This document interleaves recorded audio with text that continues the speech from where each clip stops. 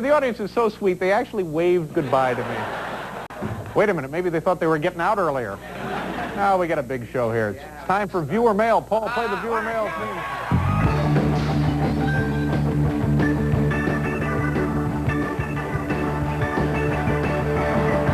Thank you very much. Letter number 1.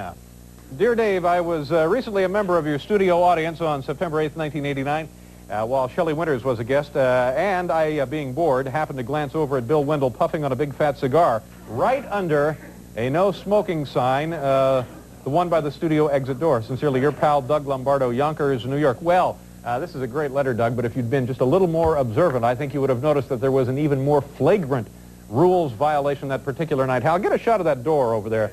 I'll show you what I'm talking about. See, right there. There's the no smoking sign. Now, just tilt down a little bit, Hal, and show them the other warning sign. There we go. See, look, there. That's it. We violated the no Shelley Winters act.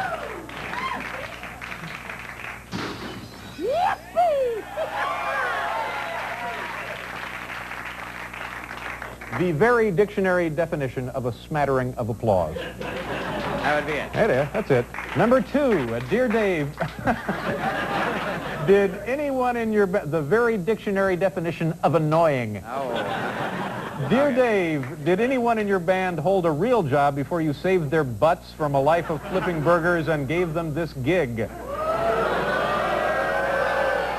Your most devoted fan, Kyle Sandra Jessen, Kyle Sandra Jessen, Loveland, Colorado. This is an interesting question. Paul, you had a job before this one, right, or not? Yeah, I had a job, and it was a good job. Really? You know, I kind of resent the implication of the letter that somehow you saved me from an unrewarding career. Right. Well, what were you doing exactly? What was I doing? Yeah. Well, this a few years ago, of course. Yeah. I held down a particular job, which I, at the time, was very...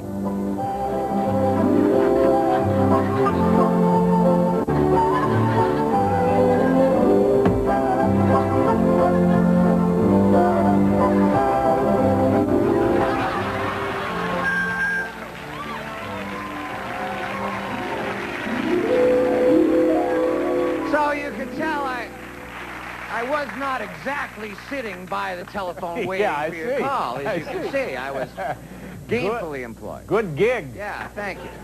I resent that letter. Letter number 3. Dear Dave, what the hell are capers? James Zareen, Houston, Texas. This is funny, Jim. I assume you're referring to the family that lives right here under our studio audience. Hal, can we go in and pay a visit on the capers tonight? We'll see if they're even home. I don't know. I haven't heard from them all week. They live back there under the seats. It's a lovely family, actually. And, oh, there they are. Hi.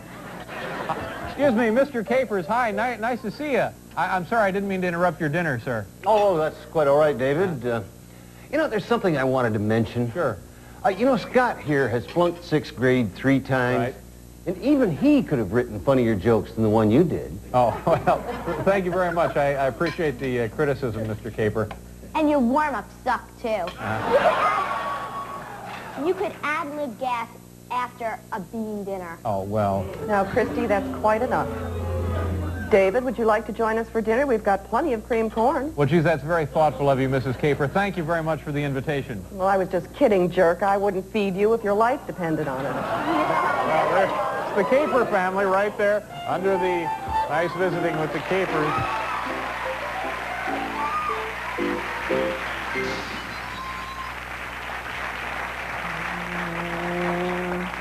I have in my hand the last letter.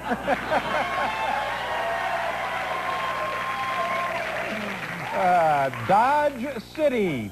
Dodge City. Let me answer. Here we go. Letter number 4. Dear Dave, I have fallen way behind in watching my tapes of Late Night. Can you suggest any episodes I could omit in order to catch up? Thanks, Steve Proctor, Salisbury, North Carolina. You know, Steve, if I do say so myself, most of the shows here lately have been pretty good.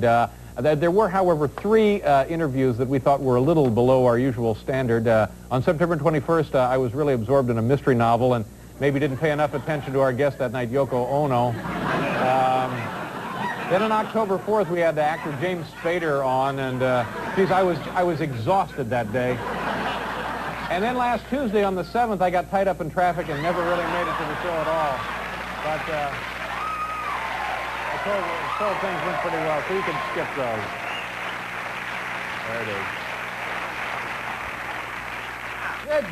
That's viewer mail. All right. We'll be right back with Tom Brokaw.